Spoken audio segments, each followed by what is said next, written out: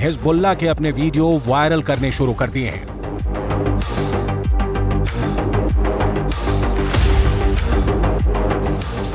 Hezbollah के इस video में बताया जा रहा है कि वो इजरायल पर हमले के लिए तैयार है।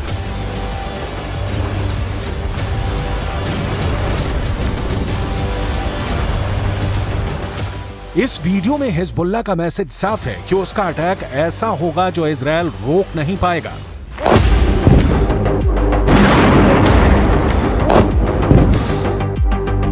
इस वीडियो में हिजबुल्लाह का मिलिशिया कमांडो ऑपरेशन की तरफ इशारा कर रहा है।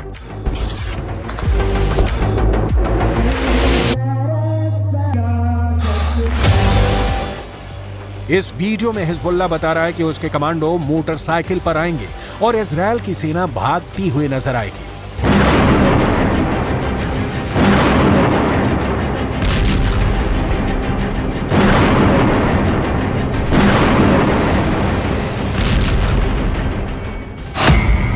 हिजबुल्लाह ने इजरायल को भी धमकी दी है। हिजबुल्लाह ने अमेरिका को भी बता दिया है कि वो समंदर में उसका जंगी बेड़ा डुबो देगा। क्या ऐसा मुमकिन है?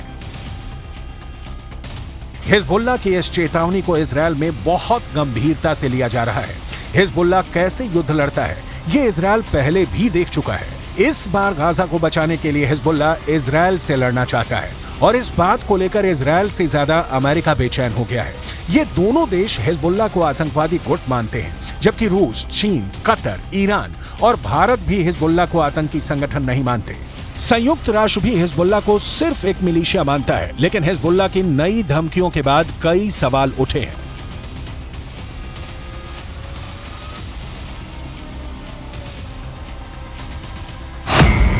सवाल नंबर 1, हिजबुल्लाह कौन है? तो जवाब है, हिजबुल्लाह लेबनान की एक राजनीतिक पार्टी है और इसका अपना एक मिलिशिया है।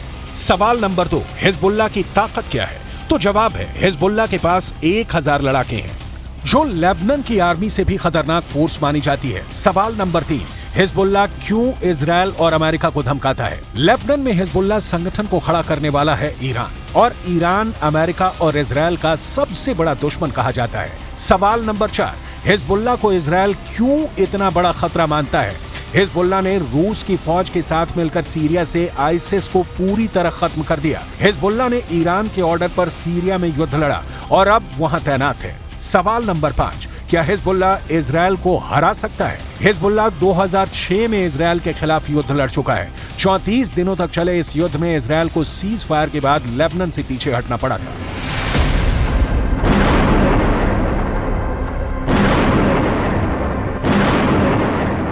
अब 7 अक्टूबर को हमास के अटैक के बाद गाजा पर इजरायल के हमलों ने हिजबुल्लाह फोर्स को सुपर एक्टिव कर दिया है। हिजबुल्लाह ने बहुत साफ शब्दों में कह दिया है कि वो इजरायल पर हमला कर देगा और ये वार्निंग देने से पहले इजरायल तक मैसेज पहुंचा दिया कि अगर इजरायल की सेना फिलिस्तीन के गाजा में घुसी तो वो उत्तरी सीमा की तरफ से इजरायल पर चढ़ाई कर देगा। इजरायल और लेबनान के बीच करीब 130 किलोमीटर लंबा बॉर्डर है और यहाँ संयुक्त राष्ट्र की शांति सेना तैनात रही है। इसमें भारत की फौज भी शामिल है। इस वक्त इजरायल को गाजा से ज्यादा इस बॉर्डर की टेंशन है, क्योंकि अगर इजरायल गाजा में घुसा तो हिजबुल्लाह उत्तर की तरफ से इजरायल से हमला बोल देगा।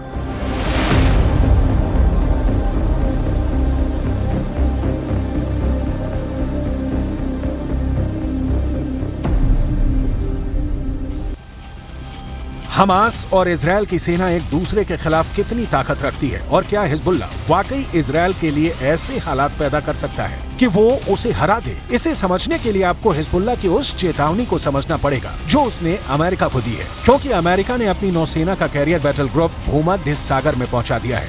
अमेरिका का यह बेड़ा, जिसमें फोर्ड कैरियर के अलावा 5 बहुत ही खतरनाक डिस्ट्रॉयर हैं, इन सब में हर तरह की 1000 से ज्यादा मिसाइल किसी भी वक्त हमले के लिए तैयार है। कोई दुश्मन नहीं चाहेगा कि उसके सामने ऐसी चुनौती खड़ी हो जाए।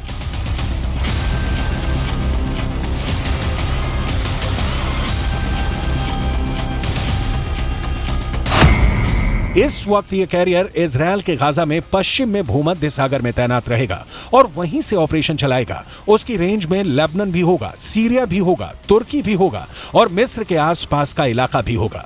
यहीं से ये इजरायल के एयर स्पेस को सुरक्षित रखेगा और हमला भी कर सकता है। ये सब ऑपरेशन अमेरिका के फोर्ड क्लास के कैरियर और उसके बेड़े में मौजूद बड़े बड़े डिस्ट्रॉयर पूरा कर सकते हैं। ऐसा अमेरिका पहले इराक में कर चुका है, उसने अफगानिस्तान में करके दिखाया है और ईरान को भी वो लगातार धमकी देता रहा है। इजरायल के लिए भी जेराल्ड फोर्ड कैरियर को भेजना एक बड़ा युद्ध छेड़ सकता है।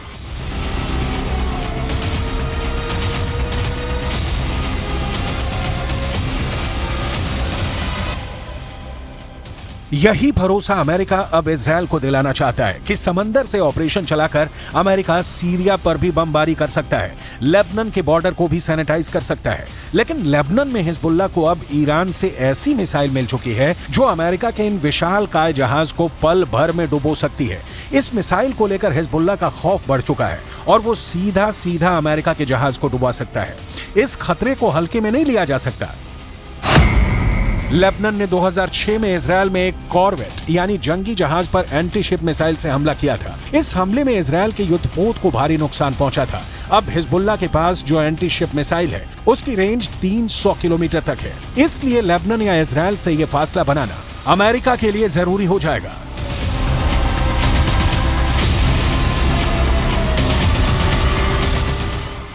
इसमें कोई शक नहीं कि हिजबुल्लाह की लीडरशिप तेहरान से मिलने वाले ऑर्डर पर काम करती है।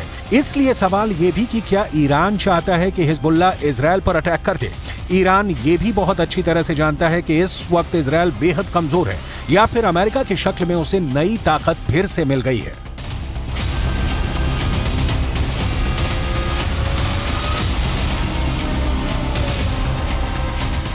این قضیه 15 مهر به این طرف رژیم غاصب صهیونیستی هم از لحاظ نظامی هم از لحاظ اطلاعاتی یک شکست غیر قابل ترمیم خورده. इजरायल ने हिजबुल्लाह को रोकने के लिए अपने उत्तरी बॉर्डर पर तोप तैनात कर दी है। ये अमेरिका से मिली M109 तोप है। 155 मिलीमीटर की ये तोप टैंक नुमा बख्तरबंद गाड़ी पर फिट कर दी गई है और ये 1 मिनट में 4 गोले दाग सकती है।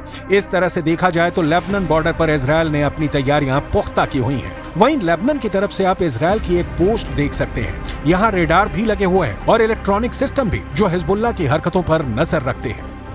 इन इलाकों में 7 अक्टूबर के बाद से तनाव फैला हुआ है। लेबनान की आर्मी भी नजर रखे हुए है। यहाँ रहने वाले लोग भी जानते हैं कि हिजबुल्लाह किसी भी वक्त ऑपरेशन शुरू कर सकता है। جايين لنساند اخواننا الفلسطينيه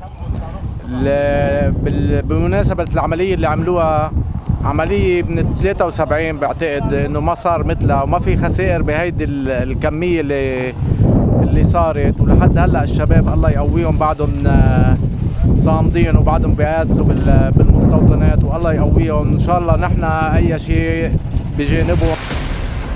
दक्षिण लेबनान और उत्तरी इजरायल के बीच जो बॉर्डर है वहां तनाव बहुत ज्यादा है। सन्नाटा सा छाया हुआ है। ये वो खामोशी है जो तूफान से पहले देखी जाती है। इसलिए यहाँ के लोगों को भी पता है कि बहुत जल्दी युद्ध का एपिसेंटर गाजा से निकलकर लेबनान तक पहुंच सकता है। यहाँ तैनात संयुक्त राष्ट्र की सेनाएं भी अलर्ट मोड पर हैं। लगातार पेट्रोलिंग हो रही है। लेकिन इजरायल के लिए एक और बड़ा खतरा हिजबुल्लाह को ईरान से मिली एक मिसाइल को लेकर है। ये है फतह 110 मिसाइल। कहा जा रहा है कि ईरान ये मिसाइल लेबनान पहुंचा चुका है। इसलिए इस मिसाइल की बहुत ही बारीक बातें आपको बताते हैं।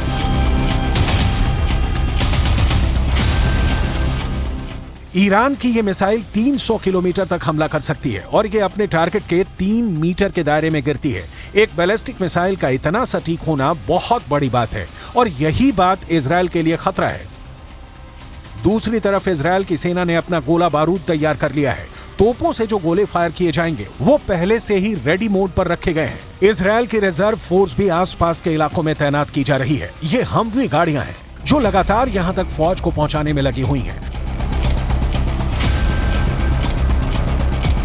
2006 के बाद इस बॉर्डर पर इससे ज्यादा तनाव नहीं देखा गया है और अब हिजबुल्लाह की वार्निंग के बाद सबकी नजर ईरान पर भी है और उसके एक दोस्त सीरिया पर भी है।